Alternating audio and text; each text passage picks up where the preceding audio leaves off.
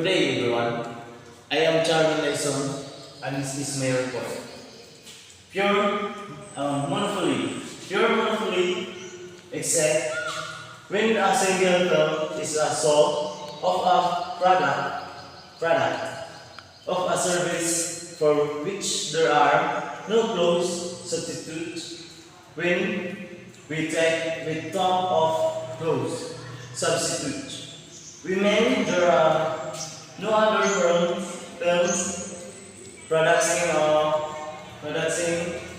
the same product of products, varying only in narrow ways from that of the monopolies. Those refers to the realm of marketing, organization in which there is a single term producing a commodity or service for which there are no close substitutes. Monopoly. It's virtually non-existent and base factory. Short-term equilibrium, total revenue, total cost approach. One of the approach at answering these questions would be through the total revenue, total cost approach. The monopolist will be losing so long as he cost exceed his revenue. Profit maximization total curve. As in the case of pure competition, the rules for profit maximization are the same for pure monopoly. Some common misconception. It is commonly believed that because a monopolist can manipulate price and output, he will therefore charge the highest price can he get. As discussed earlier, maximum profit is attained at the point where marginal revenue equals marginal cost.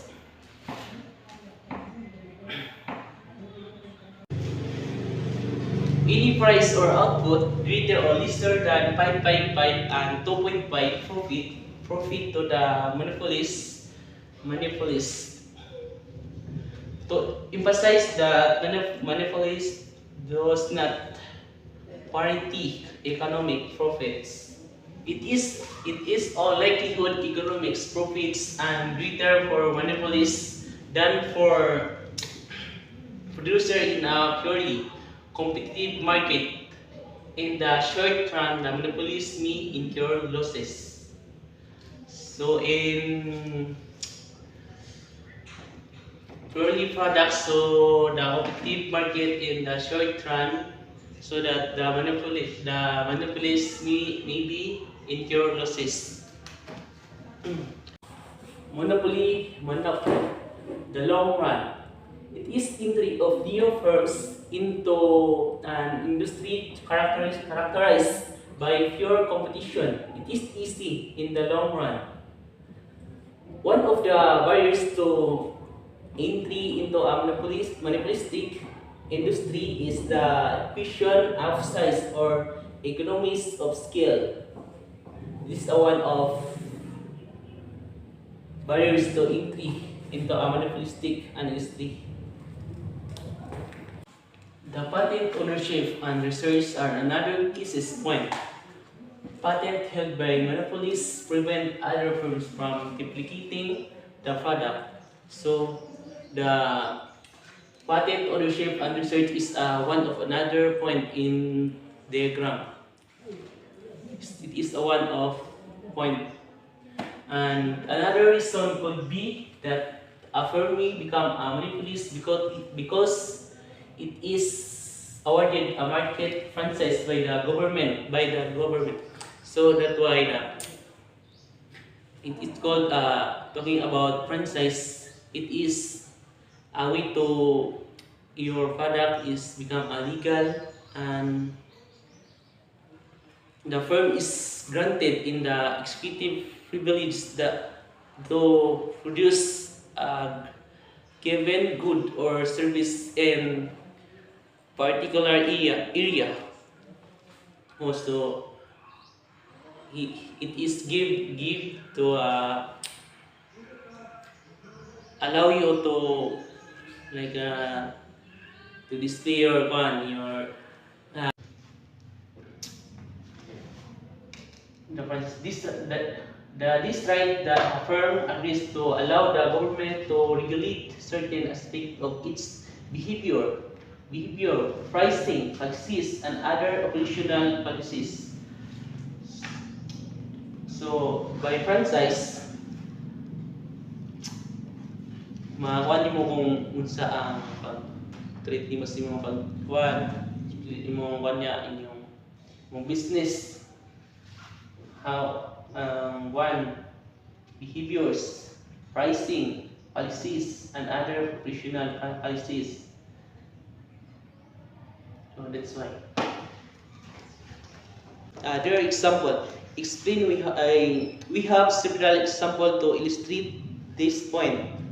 In the field of energy, the case of Marco is a classic example in the transportation. We have the light rail transit or LRT and trending. We had the National Sugar Trending Association or NASUTRA.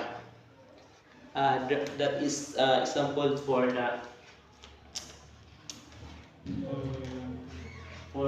this point. Meralco size of plan adjustment. It is the industry that under monopoly in is black the monopolies adjust the long run output by means of size of land adjustment.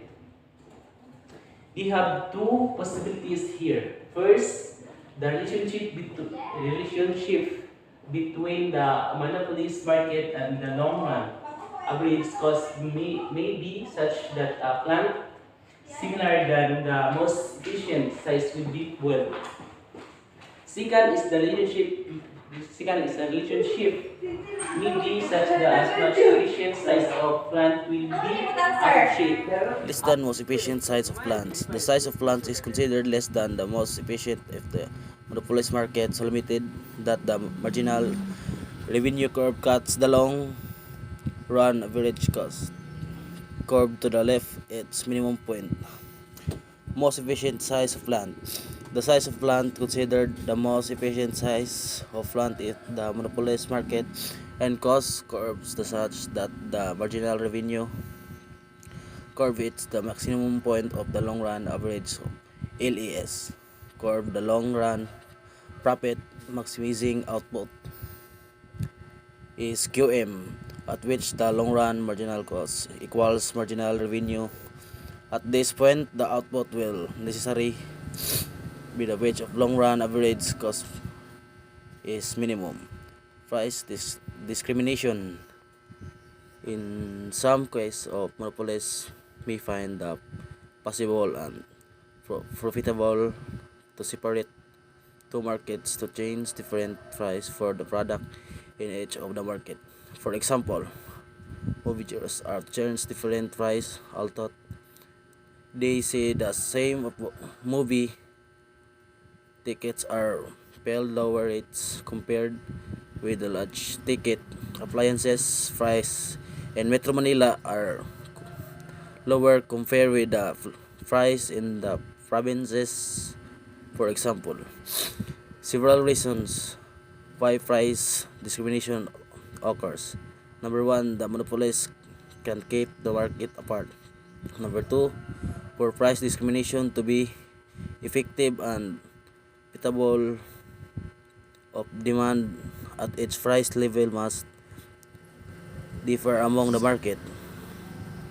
Price discrimination is widely practiced in our economy. The sales headquarters has used the more expensive long distance telephone service if it is available from the area he is calling from. Electric utilities segment their markets by the industrial user to charge higher rates compared with the ordinary home user. Hello everyone, I am Lisa May Gubat, and the topic is all about regulation of monopoly. So, in figure 76, the graph shows the regulation of monopoly by price control. As we have learned, there is a tendency for a monopolist to maximize profits and being the only one in the market. A monopolist normally would not think too much of consumers' welfare. There are two parties involved here. The monopolist who tends to maximize profit and the consumers who must be protected by the government and given a fair deal by the monopolist. Thus, the economic problem involved here is the determination of the rate that will induce the monopolist to furnish the amount of product consistent with his cost and with the need and demands of the consumers.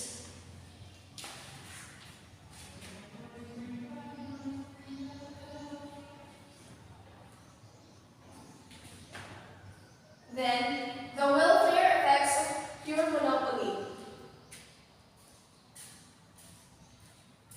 We can now compare two markets. First, a market characterized by pure competition and one characterized by pure monopoly. Obviously, from the point of view of producers, a monopolistic market would not be preferred. A monopolist does not have to contend with any competitor, has considerable control over price decisions, and has therefore more chances of maximizing profit. The short-run output restriction. If all industries were initially purely competitive and were in long-run equilibrium, monopolization of one or more of them would reduce consumers' welfare. In contrast, a monopolist would maximize profit at the point where marginal revenue just equals marginal cost. As can be seen from the graph, the monopolist sees the market demand curve sloping downward to the right in the marginal revenue curve that lies below the demand curve like marginal revenue in our graph. To maximize profit, the monopolist would produce at output quantity 1 and would peg his price at price 1. So, mo ni siya ang graph na shows a monopolistic output restriction. That's Good day. So, this is efficiency of the firm. In addition to the welfare impact of the output restriction, the monopolist ordinarily will not use resources at their peak potential efficiency. The purely competitive firm in long-run equilibrium uses the most efficient size of the plant at the most efficient rate of output. In industry with a limited market relative, the most efficient size of the plant monopoly may result in lower cost of greater efficient than that would occur if there were many firms, each with considerably less than most efficient size. The second one is sales promotion. It may be the advantage of the monopolist to engage in some sales promotion activities of this kind. The monopolist may use sales promotion to enlarge his market, that is, to shift his demand curve on the right. If the monopolist can convince the public that assumption of his product is highly desirable or even indispensable, elasticity of demand at various prices, it may be decreased. So the third one is monopolies in the Philippines. So we have had unpleasant experience with the monopolies in the Philippines. Consumers have been complaining about the business committed by monopolies in the Philippines. So, and the last one is a study on monopolies. So monopolies reduce consumer welfare in the form of higher prices and lesser goods available to the consumer.